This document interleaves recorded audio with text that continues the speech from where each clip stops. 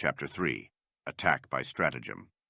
Sun Tzu said, "In the practical art of war, the best thing of all is to take the enemy's country whole and intact. To shatter and destroy it is not so good. So, too, it is better to recapture an army entire than to destroy it. To capture a regiment, a detachment, or a company entire than to destroy them." The equivalent to an army corps, according to Sima Fei, consisted nominally of 12500 men. According to Cao Kung, the equivalent of a regiment contained 500 men. The equivalent to a detachment consists from any number between 100 and 500, and the equivalent of a company contains from 5 to 100 men. For the last two, however, Chang Yu gives the exact figures of 105, respectively. Hence, to fight and conquer in all your battles is not supreme excellence. Supreme excellence consists in breaking the enemy's resistance without fighting.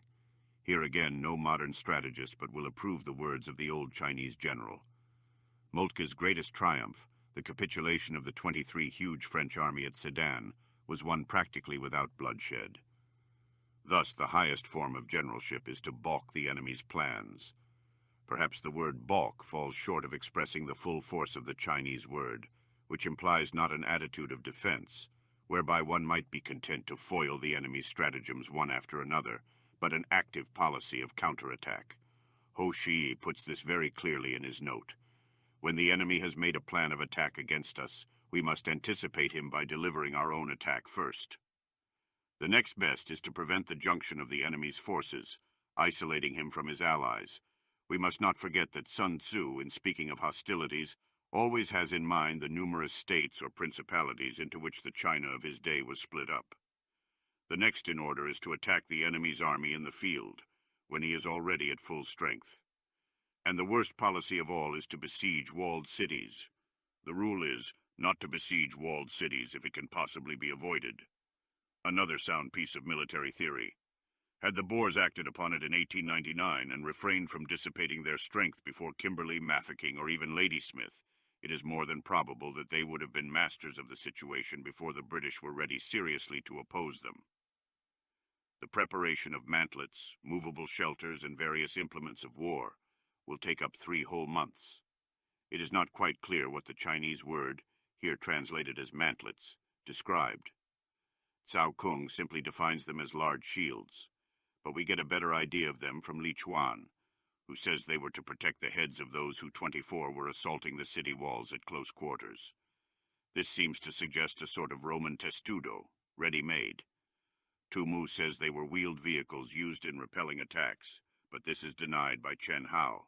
See Supra 2:14. The name is also applied to turrets on city walls. Of the movable shelters, we get a fairly clear description from several commentators. They were wooden missile-proof structures on 4 wheels, propelled from within, covered over with raw hides, and used in sieges to convey parties of men to and from the walls, for the purpose of filling up the encircling moat with earth. Tu Mu adds that they are now called wooden donkeys. And the piling up of mounds over against the walls will take 3 months more. These were great mounds or ramparts of earth heaped up to the level of the enemy's walls in order to discover the weak points in the defense, and also to destroy the fortified turrets mentioned in the preceding note. The general, unable to control his irritation, will launch his men to the assault like swarming ants. This vivid simile of Cao Kung is taken from the spectacle of an army of ants climbing a wall.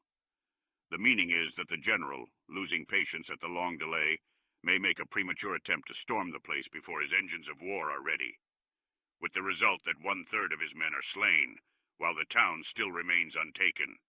Such are the disastrous effects of a siege.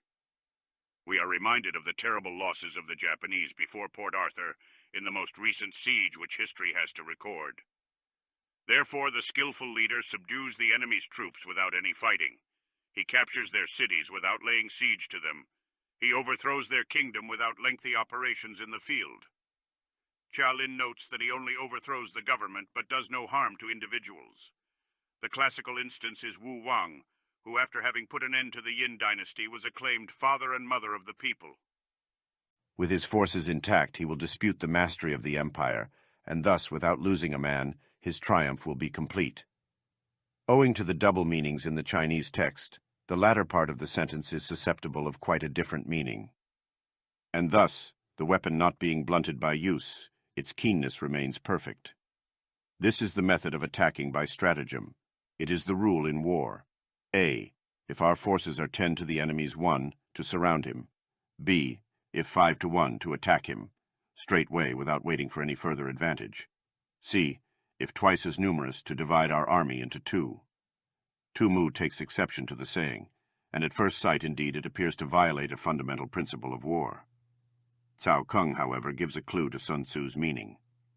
Being 2 to the enemy's 1, we may use one part of our army in the regular way, and the other for some special diversion. Chang Yu thus further elucidates the point. If our force is twice as numerous as that of the enemy, it should be split up into 2 divisions, one to meet the enemy in front, and one to fall upon his rear. If he replies to the frontal attack, he may be crushed from behind. If to the rearward attack, he may be crushed in front. This is what is meant by saying that one part may be used in the regular way, and the other for some special diversion. Tu Mu does not understand that dividing one's army is simply an irregular, just as concentrating it is the regular strategical method, and he is too hasty in calling this a mistake. D. If equally matched, we can offer battle. Li Chuan, followed by Ho Shi, gives the following paraphrase. If attackers and attacked are equally matched in strength, only the able general will fight. E. If slightly inferior in numbers, we can avoid the enemy. The meaning, we can watch the enemy, is certainly a great improvement on the above, but unfortunately there appears to be no very good authority for the variant.